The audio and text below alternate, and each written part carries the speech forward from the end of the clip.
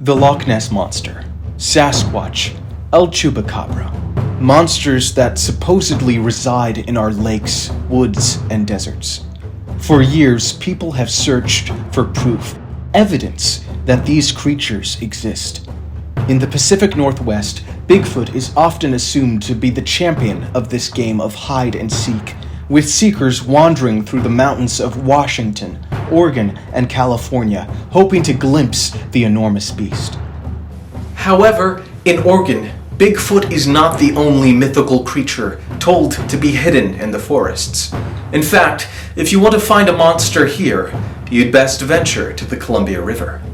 There, if you're lucky enough, you may stumble upon Colossal Claude, also known as the Columbia Bar Serpent, the legendary sea serpent. It's March 1934, and the crews of two ships, the Lightship and the Rose, have just returned to shore with a fascinating tale. They claimed to have spotted a huge creature in the Columbia River. First mate of the Lightship, L.A. Larson, described a serpentine 40-foot animal with a neck some 8 feet long, a big round body, a mean-looking tail, and an evil, snaky look in its head. After watching the creature from a distance, some of the crew had wanted to send a small boat to investigate and get a closer look, but they were ordered by officers to stay put.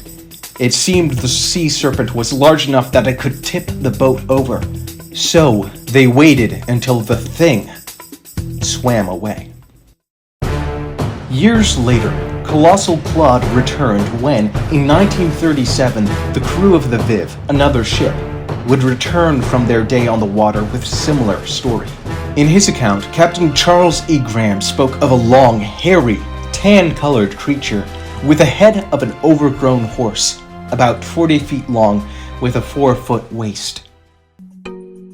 A few months later, a couple visiting the beach would return, talking about what looked like an aquatic giraffe swimming along Devil's Turn.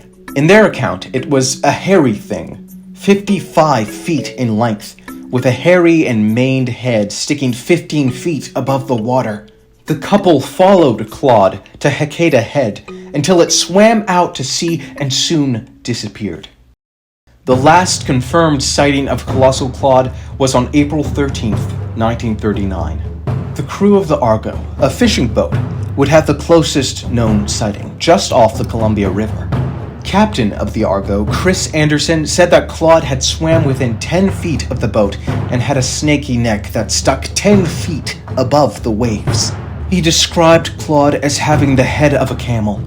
His fur was coarse and gray. He had glassy eyes and a bent snout that he used to push a 20-pound halibut off our lines and into his mouth. His crew had grabbed a boat hook and tried to poke it, but Anderson had stopped them for fear that the creature would sink them.